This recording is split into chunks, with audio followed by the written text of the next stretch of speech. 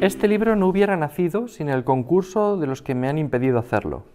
Si mi libertad no hubiera conocido las trabas que ellos me han ido poniendo, la obra hubiera tenido un porte más estético, una coherencia más científica, y su tema, con seguridad, hubiera sido completamente distinto. Más bien, yo hubiera escrito ¿qué es la nada? O la huida del tiempo reencontrado, o incluso la jornada 121 de Sodoma.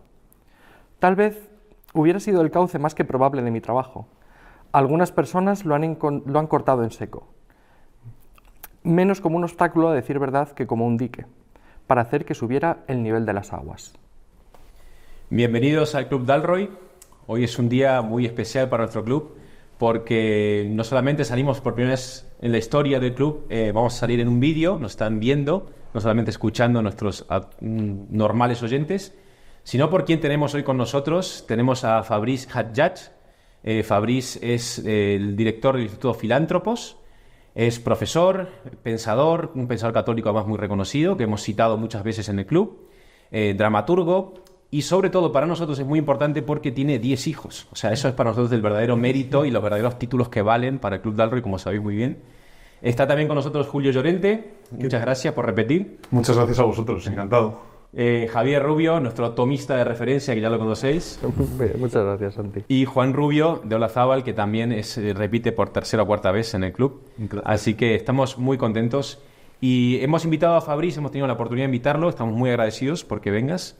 Y queríamos hablar de los grandes temas de nuestro Club Dalroy, pues con alguien que solemos leer y citar mucho. Entonces vamos directamente al grano, ¿no? Yo una de las primeras cuestiones que quisiera plantear y preguntarte, y también partiendo un poco de mi experiencia como filósofo, que estudia filosofía y de repente se casa y tiene hijos, mi experiencia ha sido que la familia, el matrimonio y los hijos me han hecho profundizar en la realidad de una manera que no era absolutamente imposible antes. O sea, ha sido para mí como un cambio radical, un compromiso con las cosas y una verdadera ventana a la profundidad de lo real. Entonces, quería preguntarte si te ha pasado algo parecido, si la familia, ¿no? de este texto que acaba de leer Javier, que te presenta ante los límites que es tener hijos y es una mujer que además te pone límites continuamente y te baja la realidad, si te ha ayudado a penetrar en la verdad, a profundizar en la realidad, y ¿cómo lo ves? Il faudrait pas avoir une vision trop vite positive, parce que justement, ce dont je parle, ce sont aussi des vrais obstacles. No habría que apresurarse a tener una visión demasiado positiva, porque aquello de lo que habla pues son obstáculos reales. Et je suis vraiment énervé quand mes enfants me dérangent. Realmente me molesta, me enerva cuando mis hijos me interrumpen, me incordian. Et oui, parfois je me dis, j'aurais pu avoir une œuvre plus riche si je n'avais pas eu d'enfants. Y a veces me digo a mí mismo, realmente podría haber tenido una obra más rica si no hubiese tenido hijos. D'ailleurs, les grands philosophes classiques, généralement, n'ont pas d'enfants. De hecho, los grandes filósofos clásicos generalmente no tienen hijos. Platon n'a pas d'enfants. Platón no tiene hijos. Descartes n'a pas vraiment d'enfants. Bon, il a eu un enfant avec une femme, mais c'est pas vrai, il s'en est pas vraiment occupé. Descartes tuvo un hijo, pero nunca se ocupó de él realmente. Kant, Rousseau s'est très vite débarrassé de son enfant. Kant, Rousseau rápidamente se deshizo de su hijo. Et donc, on pourrait penser que pour être... Et bien sûr, il y a Nietzsche, hein, je ne vais pas parler de tous ceux qui n'ont pas eu d'enfant. Está Nietzsche, no vamos a hablar de todos los que no tuvieron hijos. Mais on a l'impression que voilà, l'opposition, c'est soit avoir des enfants, soit avoir des livres. Pero realmente uno siente que la oposición es entre tener hijos o tener libros. Maintenant, qu'est-ce qui se passe quand on a des enfants? Pero ¿qué ocurre cuando uno tiene hijos? Qu'est-ce que cela fait à la pensée? ¿Qué es lo que eso produce en el pensamiento? C'est le moment où le concept qui naît dans la tête Es el momento en el que el concepto que nace en la mente est attaqué par la conception qui naît dans le ventre de la femme. es atacado por la concepción que nace en el vientre de la mujer. Et c'est un événement. y es un acontecimiento. Je peux penser la paternité. Puedo pensar la paternidad, Je peux prévoir des éléments de la paternité. puedo prever algunos elementos de la paternidad, Mais quand la paternité advient, pero cuando la paternidad llega, adviene, quand je deviens père, cuando me convierto en padre, alors même que je l'avais prévu, incluso aunque lo había previsto, c'est imprévisible. se vuelve imprevisible. C'est un événement. Es un acontecimiento. Alors, ça signifie que mon mode de pensée va changer. Eso significa que mi manera de pensar va a cambiar. La rencontre du concept et de la conception, El encuentro entre el concepto y la concepción, la rencontre de la tête de l'homme avec le ventre de la femme, el encuentro entre la cabeza, la mente del hombre y el seno, las entrañas, el vientre de la mujer, fait que la philosophie ne peut plus se déployer en système, hace que la filosofía ya no pueda desplegarse como un sistema. fait que la philosophie ne peut pas se contenter simplement du raisonnement, Que la filosofía no pueda contentarse o limitarse a un razonamiento. et que ça ne peut plus être seulement une philosophie de la déduction, Y que ya no pueda ser simplemente una filosofía de la deducción, mais une philosophie de la rencontre. sino una filosofía del encuentro. Or, pour comprendre ce passage d'un mode de pensée à un autre mode de pensée, Sin embargo, para comprender este paso de un modo de pensar a otro modo de pensar, on peut prendre un grand penseur podríamos tomar como ejemplo un gran pensador dont on peut dire qu'il n'a pas eu d'enfants del que podemos decir que no tuvo hijos et dont on peut dire qu'il a eu beaucoup d'enfants, y del cual podemos decir también que tuvo muchos hijos, Saint Augustin. San Agustín. Saint Augustin, dans le livre 10 des Confessions, En su libro 10 de las Confesiones, distingue la veritas lucens, distingue San Agustín entre la veritas luces, la vérité qui éclaire, la verdad que ilumina, et la veritas redarguens, la vérité qui accuse. y la verdad que acusa. Cette vérité qui éclaire, c'est la vérité qui m'éclaire le monde, qui devient une sorte de spectacle objectif pour moi. La verdad que ilumina es la que arroja luz sobre el mundo y que lo convierte en una especie de espectáculo objetivo para Le mí. projecteur est tourné vers le monde. El proyector se vuelve hacia el mundo Et à partir de ce que je vois, y a partir de lo que veo je peux construire un système. puedo construir un sistema. Mais avec la veritas redarguens, avec la vérité qui fait retour vers moi, Pero con la veritas redargens, la que se vuelve hacia mí, le projecteur est tourné vers mon cœur, el proyector se gira, se vuelve hacia mi corazón, est tourné vers les profondeurs de mon âme. hacia las profundidades de mi alma. Et je ne suis plus celui qui pose les questions. Y ya no soy el que plantea las preguntas.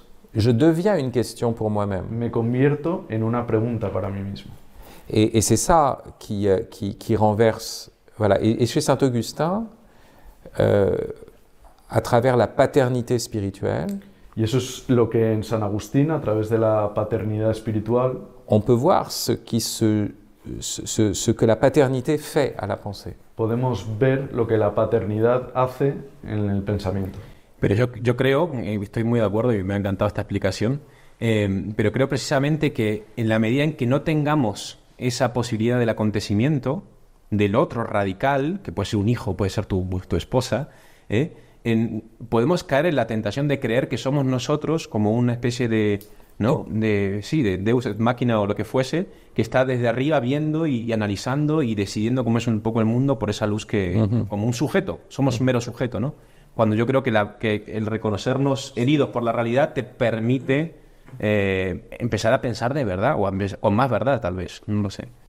Sí, la tentación un poco del dominio, ¿no? De pensar que todo depende de nosotros, que yo creo que la paternidad también tiene un poco esa función, o al menos en nuestra vida ha desempeñado esa función de salvarnos de precisamente esa tentación del esquema, del racionalismo, del cinismo, del egoísmo un poco, incluso de pensarnos como los protagonistas de nuestra propia historia y de descubrir en el otro una posibilidad de salvación, que muchas veces es una posibilidad de salvación que es pues poner unos pañales, un bebé que está gritando, una mujer que está desbordada y a la que le tienes que echar una mano a pesar de que tú tienes que corregir exámenes, ¿no? Y sin embargo descubres ahí la oportunidad para salir de ti mismo, para salir de tu mirada dominadora de la realidad y salir al paso de lo que realmente tienes delante. Il n'y a pas simplement je dirais les petits drames extérieurs. No son simplemente los pequeños dramas exteriores. La vie quotidienne, ce sont aussi les grands drames intérieurs. La vida cotidiana también son los grandes dramas interiores. On peut vivre avec sa femme des conflits Uno puede vivir con su mujer conflictos qui deviennent des abîmes que intérieurs. se convierten en abismos interiores. Et donc c'est un lieu à la fois, quand je parle de rencontre, Cuando hablo de encuentro, c'est non seulement la découverte que les petites choses sont des aventures, no me refiero solamente al descubrimiento de que las pequeñas cosas son aventuras, mais la découverte de ma propre intériorité. sino el descubrimiento de mi propia interioridad. Ces derniers temps, je me suis beaucoup intéressé à un phénomène typique de la vie conjugale, Últimamente me he interesado mucho por un fenómeno típico de la vida conyugal, qui n'est pas la haine, que no es el odio, qui est l'exaspération. sino la exasperación. L'exaspération, c'est pour une toute petite chose, La exasperación es que por culpa de una pequeña cosa, de una cosita muy pequeña, une grande colère entre en nous. una gran ira se apodera de nosotros.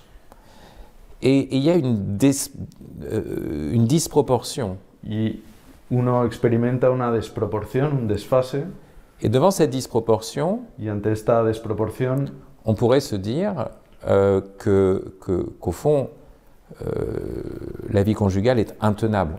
y uno podría decirse que la vida conyugal es insostenible. Mais on peut aussi dire Pero también podemos decirnos que cette disproportion révèle les profondeurs de mon cœur que esta desproporción revela las profundidades de mi corazón et la profondeur de conversion dans laquelle je dois aller. y la profundidad de conversión hacia la que debo tender. Et qu'il faut presque il faut qu'un Dieu meure pour moi Y que hace falta que un Dios muera por mí pour que ma femme arrête de m'exaspérer. para que mi mujer deje de exasperarme. Mais ça peut être juste le ton de sa voix qu'elle a employé, Puede ser simplemente el tono de voz con el que ha hablado, ou parce qu'elle m'a encore parlé des factures. o porque me ha vuelto a sacar el tema de las facturas. Et là, je suis exaspéré au point de vouloir la tuer. Y ahí me exaspero hasta el punto de que quiero matarla. Et je pourrais me dire, mais qu'est-ce que je fais ici? Y podría decirme, pero ¿qué estoy haciendo aquí? Et en fait, je suis au bon endroit Y en realidad estoy en el lugar indicado parce que c'est la révélation profonde porque es la revelación profunda de mon cœur de mi corazón et du besoin d'une grâce infinie, y de la necesidad de una gracia infinita, même pour les choses les plus finies. incluso para las cosas más finitas. Sí, a mí esto me resuena mucho porque es exactamente eso lo que vivimos en la experiencia cotidiana, de que son los límites que se quedan al descubierto. También nos pasa con el primer hijo, los primeros hijos, las noches en Je ne sais pas si toutes vos femmes vont regarder cette émission, parce que là, ça devait Todas devenir nuestras dangereux. mujeres van a ver este programa. Gracias a Dios la mía no ve nada, no pasa de mí, así que eso lo agradezco. Pero sí, ese ponernos en los límites, es verdad que te revela la necesidad que tú tienes de un Dios. Y te pone a veces hasta de rodillas, ¿no? Un niño que ya no puede más y que dices, pero no que yo podía tanto, no que yo era aquí el gran... nada, me ha encantado esto.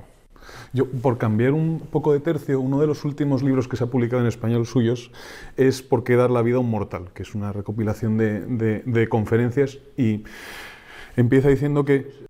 Il faut que je donne une précision sur ce livre.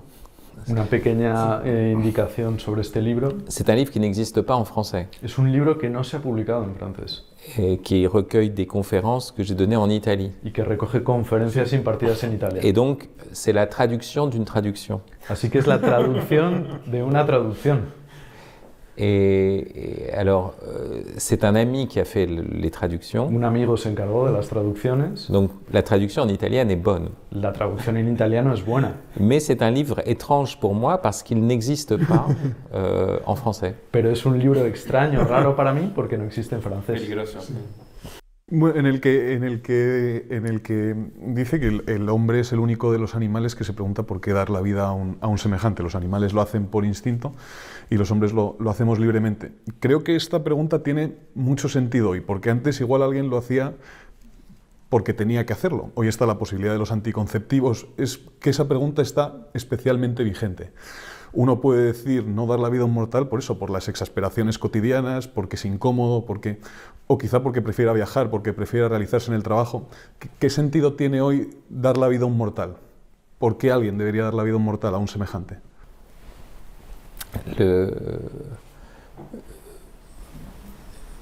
La première réponse, bien sûr, c'est de dire pour donner la vie à un mortel, il faut croire en la vie éternelle. La primera respuesta, evidentemente, sería que para dar la vida a un mortal habría que creer en la vida eterna. Pour la donner de manière responsable. Para darla de manera responsable. Parce qu'on peut aussi faire des enfants. Porque uno también puede hacer hijos. Au nom d'une politique nataliste. En nombre de una política natalista. Pour augmenter les membres du parti. Para aumentar el número de miembros del partido. Pour devenir plus nombreux que le pays d'en face et faire la guerre. Para aumentar la población respecto del país vecino y hacerles la guerra. Voire même pour que les chrétiens soient plus nombreux. Incluso para que haya más cristianos en el mundo. Ça, c'est la vision islamiste de l'enfantement. Esta es la visión islamista del niño, de tener hijos. Il y a un imam qui disait l'engendrement, c'est le djihad des femmes. Había un imam que decía que engendrar es la yihad, la guerra santa que practican las mujeres. Donc ça, c'est pas juste. On veut notre enfant pour lui-même. Pero esto no es justo. Queremos, amamos a nuestro hijo por él mismo. Et c'est d'ailleurs pour ça qu'on ne le veut pas tout à fait. Y es por eso que no lo queremos del todo. Parce que si c'est lui-même qui doit apparaître, il va venir contester notre volonté. Porque si es él mismo realmente quien debe aparecer, va a desafiar nuestra voluntad. Donc, il y a forcément un mystère dans le don de la vie. Necesariamente hay un misterio en el don de la vida. Qui suppose d'abord cette ouverture à Dieu en tant qu'autre. Que supone primero esta apertura hacia Dios en tanto que otro. Qui me permet après d'être prêt à engendrer l'autre en tant qu'autre. Que me permite después estar dispuesto a engendrar al otro en tanto que otro. Et la question de la vie éternelle, c'est pas d'abord la question de l'immortalité. Y la cuestión de la vida eterna no es en primer lugar la cuestión de la inmortalidad. C'est la question d'une vie où l'on accepte d'être entièrement tourné vers l'autre. Es la cuestión de una vida en la que aceptamos estar enteramente entregados o vueltos hacia otro. Comme les personnes divines. Como las personas divinas. Mais la thèse la plus importante de ce texte. Pero la tesis más importante de este texto. Concerne notre animalité. Atañe a nuestra animalidad. Et j'ai cette parole qui revient, notre animalité est en avance sur notre rationalité. Y me viene a la mente esta idea de que nuestra palabra notre animalité est en avance sur notre rationalité, ou notre rationalité est en retard sur notre animalité. Je sais pas, on peut dire de ça. Que podemos decirlo de dos maneras, que nuestra animalidad va por delante de nuestra palabra o que hay un desfase entre nuestra palabra y nuestra animalidad. Et parce que mon animalité veut donner Porque la vie. Mi animalidad quiere engendrar la vida. Mais ma raison a du mal à trouver pourquoi donner la vie. Pero a mi razón le cuesta encontrar el porqué para entregar la vida o para engendrar la vida. Mon animalité la plus physique Mi animalidad más física exige ma rationalité la plus métaphysique. Exige la racionalidad más metafísica. C'est ça qui est très étrange dans l'homme. Esto es lo realmente extraño en el hombre. Et je vais vous donner un exemple dramatique. Y voy a poneros un ejemplo dramático. J'ai une amie qui a récemment perdu un enfant Tengo una amiga que hace poco ha perdido un niño alors qu'il avait 4 mois. cuando tenía solo 4 meses. C'est son premier enfant. Su primer hijo. Et l'enfant allait très bien et il est mort subitement. El bebé estaba perfectamente y fue una muerte súbita. Et donc elle est entrée dans le deuil. Así que entró en luto. Et la première partie du deuil, c'est terrible, c'est ce corps qui était encore là pour donner du lait, pour allaiter. La primera parte del luto fue terrible porque el cuerpo de ella estaba todavía dispuesto a amamantar, a dar. Et il n'y avait plus la bouche de l'enfant pour prendre ce lait. Y la boca del bebé ya no estaba ahí para tomar esa leche. Et le corps était en retard sur l'événement du deuil.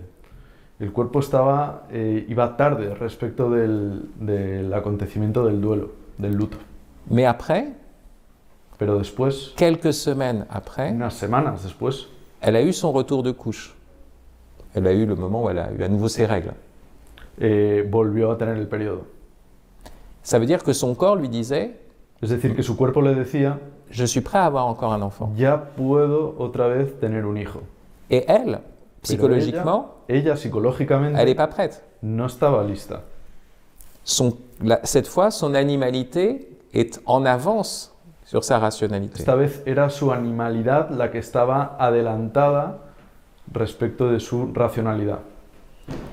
Parce que, même si elle est chrétienne, le choc de cette mort Porque incluso siendo cristiana, la impresión, el impacto de esta muerte a créé un traumatisme. ha provocado un trauma Et elle est dans le combat d'une espérance, d'une confiance y se encuentra en una lucha por una esperanza, por una confianza dans la vie.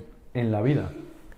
Et c'est son corps, Y es su cuerpo, c'est le sang de ses règles es la sangre de su periodo, qui lui demande d'avoir el confiance. que le reclama que tenga otra vez.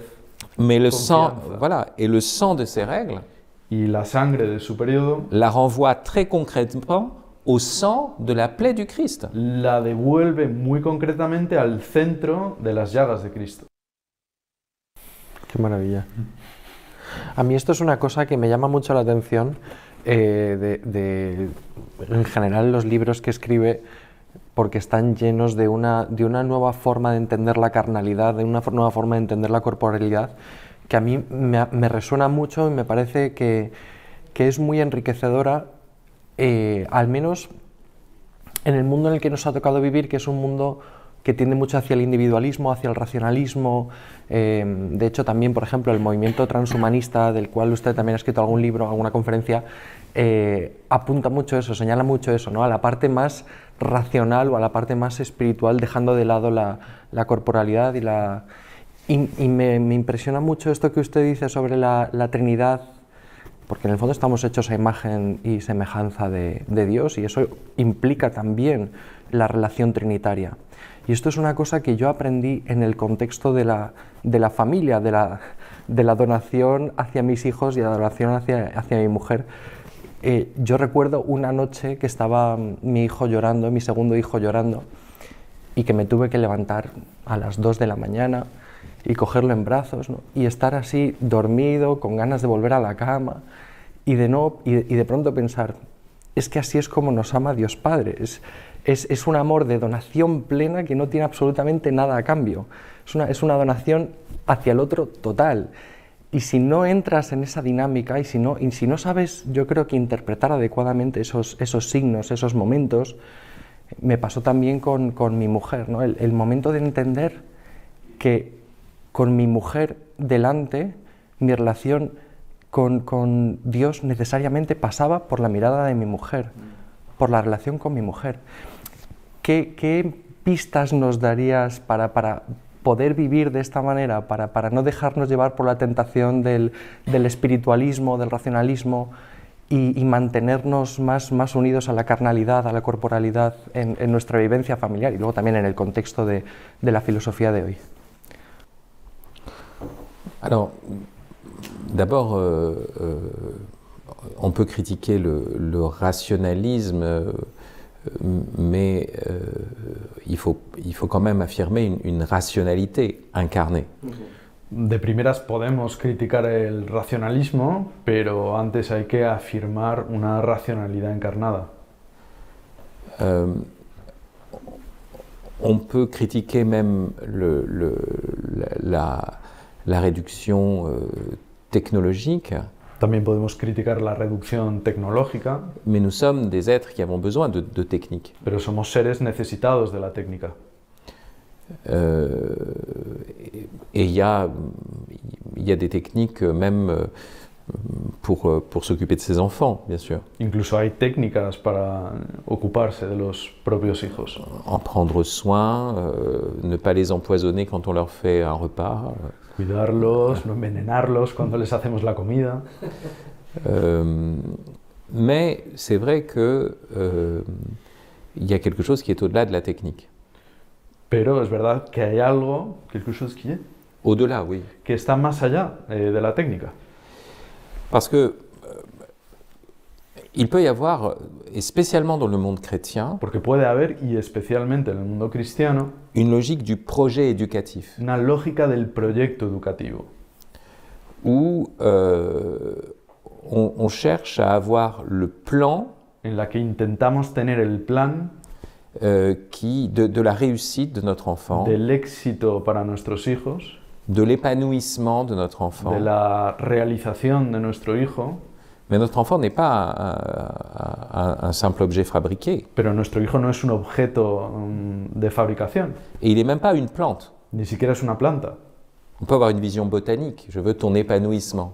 Podemos tener una visión botánica del hijo, quiero que crezcas, que te expandas. Et on peut dire même, je veux que tu portes du fruit.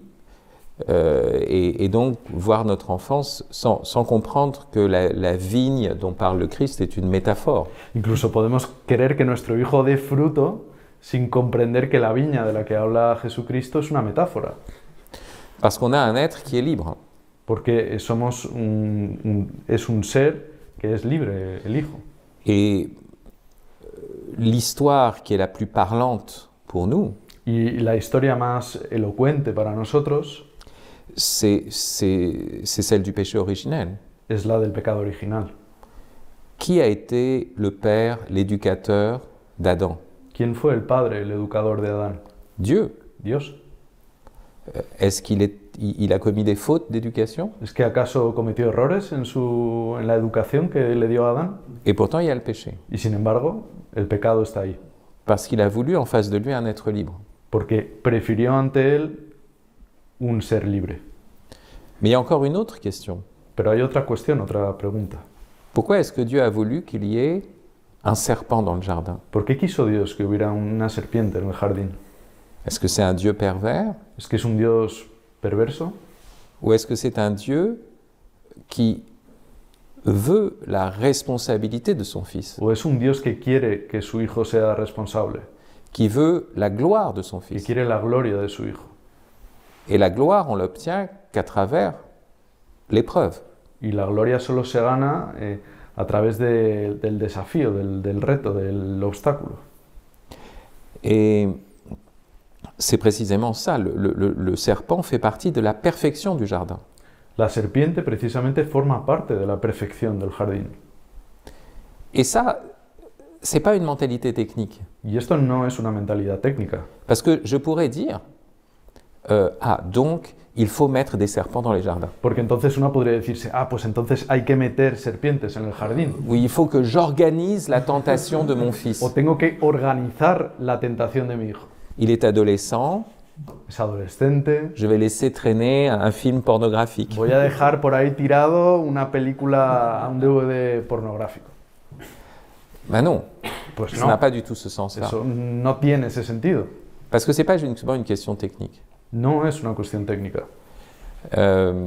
Et la présence du serpent n'est pas du tout liée à Dieu qui a organisé le jardin techniquement pour obtenir tel résultat. Y la presencia de la serpiente en el jardín no está ligada a una organización técnica de Dios para obtener determinado resultado. Le serpent, c'est déjà une première liberté déchue. La serpiente es ya una primera libertad caída. Et l'intelligence de Dieu, c'est de faire en sorte que cette liberté déchue rencontre la liberté humaine. Y la inteligencia de Dios está en que esa libertad caída se encuentre con la libertad humana. Pour que l'homme puisse montrer au serpent une liberté plus grande encore. Para que el hombre pueda mostrar a la serpiente una libertad aún mayor. Donc, la paternité est une aventure. Así que la paternidad es una aventura, C'est pas une programmation. no es una programación. Et c'est pour ça que je ne peux pas vous donner des recettes. Y por eso no puedo daros recetas. Je peux même dire que la paternité humaine Incluso puedo decir que la paternidad humana est de découvrir à chaque fois consiste en descubrir a cada vez que nous ne sommes pas le Père. que no somos el Padre. De toujours découvrir plus profondément que nous ne sommes pas le Père. Siempre descubrir con más profundidad aún que no somos el Padre. Nous sommes d'autant plus Père que nous reconnaissons que nous ne sommes pas le Père. Somos aún más padres en la medida en que reconocemos que no somos el Padre. Elle, Padre.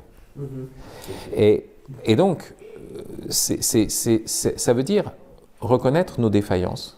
Es decir, reconocer nuestros fallos, nuestras grietas. Mais à travers ces défaillances, montrer à l'enfant que nous nous tournons vers le Père des miséricordes. Pero a través de nuestras caídas, mostrar a nuestro hijo que nos volvemos hacia el Padre de la misericordia. Moi, souvent, je crie sur mes enfants A menudo les grito a mis hijos, en leur disant qu'il faut qu'ils arrêtent de crier. diciéndoles que dejen de gritar. Et au bout d'un moment, je vois bien que c'est n'importe quoi. Y al cabo de un rato me doy cuenta de que es absurdo. Et à ce moment-là, je vais leur dire, écoute, pardon, moi aussi je suis nul. Y en ese momento me acerco hacia ellos y les digo, perdón, yo también soy bobo. Mais ce ratage est mieux que toutes les réussites. Pero este perdón es mejor que... L'échec pardon. L'échec est meilleur que la réussite. El fracaso, este fracaso, es mejor que cualquier fórmula de éxito.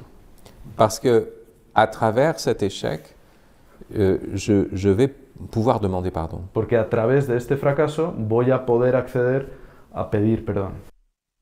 A mí, hablando de estos temas, que me ha resonado mucho esos los límites, ¿no? Como los límites nos van, y es algo que experimentamos en la familia de vuelta, por traer de vuelta a este tema que tanto me gusta, y me gusta mucho este libro. Pensaba en cómo los hijos nos descubren esos límites, pero esos límites nos liberan también. Y pensaba en el caso de bueno, un tema que usted trata en este libro, que es una familia, que es el de la mesa familiar, ¿no? De la mesa familiar además como una innovación técnica, una gran innovación tecnológica, donde ahí lo que prima precisamente es que los débiles están por delante de los fuertes. O sea, como que se altera un poco el orden normal de las cosas, ¿no? Del imperio de la animalidad incluso. Y a mí hay una paradoja que me tiene rumiándola y pensándola mucho, que es cómo los débiles sostienen a los fuertes. En mi caso es que además uno de mis hijos tiene una discapacidad muy grande. Entonces ha nacido con una debilidad y y yo lo vivo como una donación continua. Él se está donando en su incapacidad absoluta para todo, en su dependencia, se está donando continuamente. Y eso nos pone a toda la familia como que nos ordena y como que nos descubre al mismo tiempo que somos un bien para él. Entonces nos descubre que somos bien nosotros. Entonces ese descubrimiento de que somos algo bueno, de que nosotros mismos somos don para el otro, yo creo que es como darle la vuelta a la tentación del paraíso. Es como romper con esa tentación, ¿no? Esa tentación que te dice, Dios no te quiere, tú no eres merecedor del amor de Dios.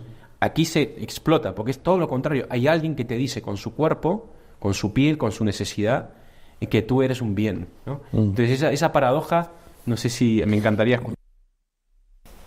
Mais justement, ça nous fait revenir à cette question de la table, de la table familiale. Por eso nos devuelve al tema de la mesa familiar. Parce que La première chose que je voudrais dire, c'est une phrase, je crois, qu'on trouve chez Baudelaire. Lo primero que querría decir es una frase que encontramos, me parece, en Baudelaire.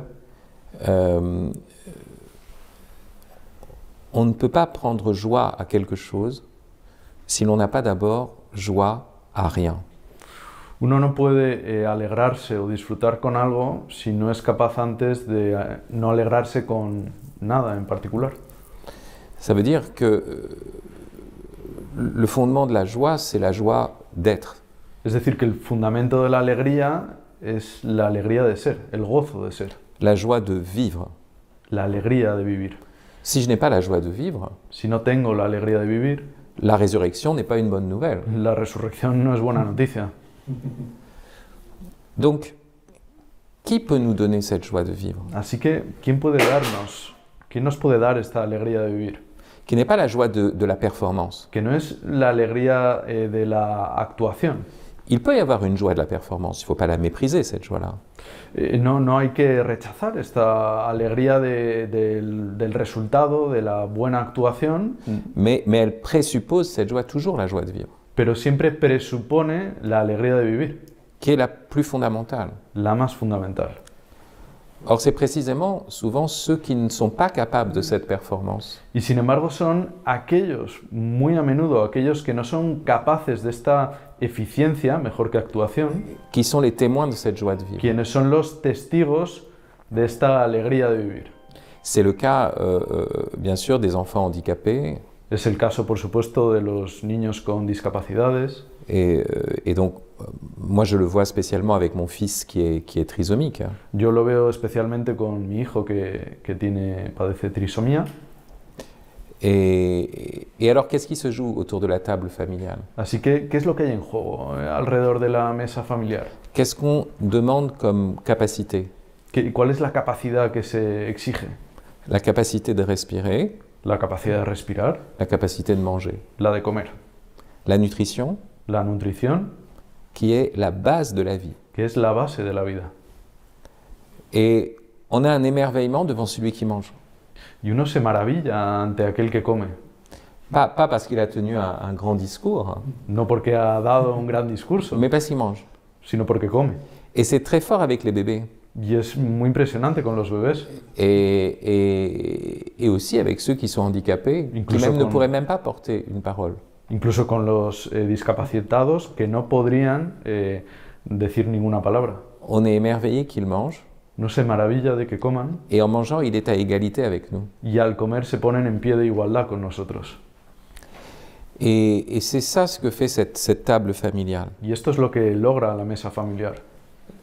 La table familiale, c'est le lieu du Seigneur, La mesa familiar es el lugar del Señor parce que c'est le lieu du jour du Seigneur, porque es el lugar del día de la luz del Señor, parce que c'est la table du Shabbat, porque es la mesa del sábado, parce que le commandement du Shabbat, c'est de dire que la famille qui a été dispersée pendant la semaine par le travail, porque el mandamiento del sábado es que la familia que ha sido dispersada por la semana de trabajo se rassemble se vuelve a juntar le samedi el sábado ou le dimanche quand on est chrétien o el domingo en el caso de los cristianos et se retrouve pour manger. y se vuelve a juntar para comer. Et donc, la grande difficulté, Y entonces la gran dificultad c'est de trouver une parole es encontrar una palabra qui est au niveau de la nourriture. que se encuentre al nivel de la alimentación. Si j'amène une pizza, Si traigo una pizza, tout le monde mange la pizza. todo el mundo va a comerse la Les pizza. enfants se jettent sur la pizza. Los niños se lanzan sobre la pizza. Quelle est la parole qui est aussi forte que la pizza, ¿Cuál es la palabra tan fuerte, tan potente como la pizza?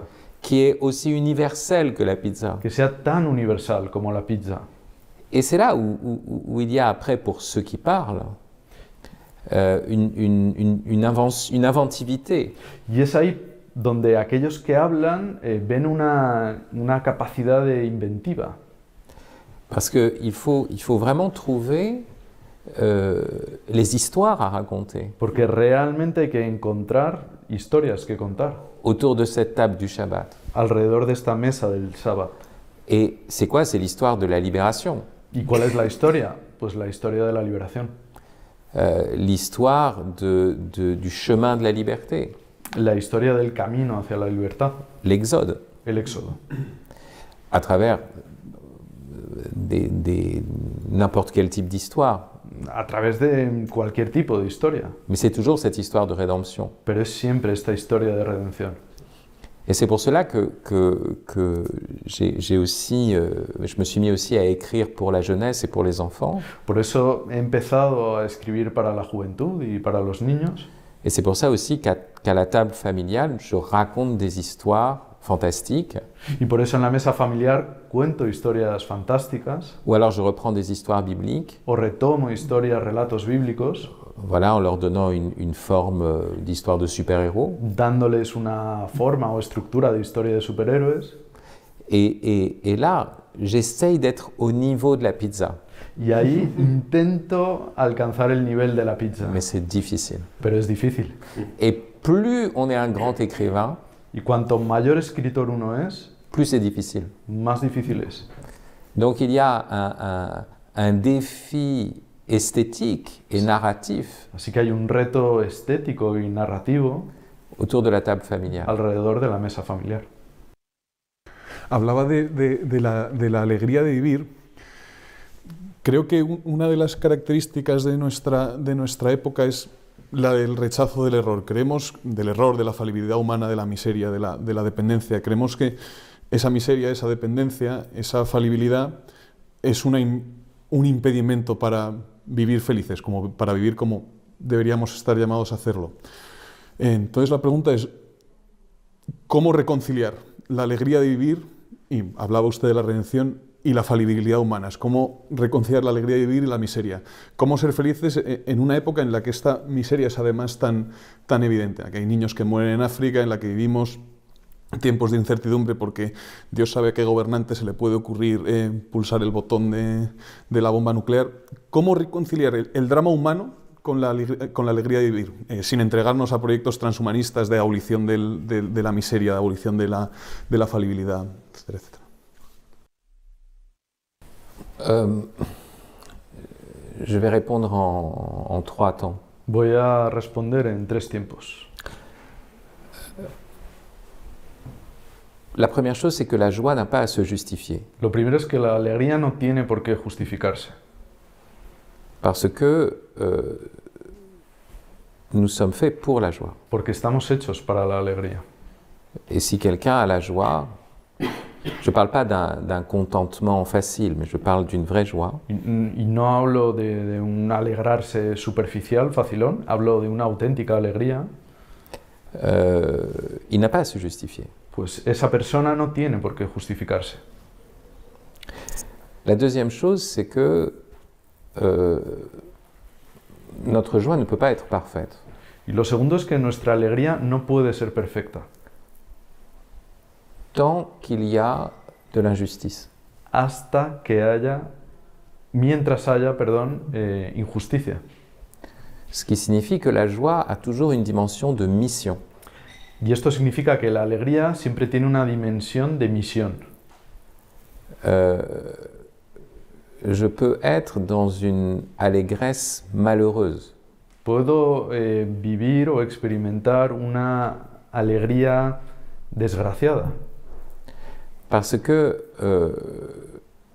je suis dans la jouissance, Porque estoy gozando, mais des innocents souffrent, pero hay inocentes mientras tanto que sufren. mais des enfants souffrent.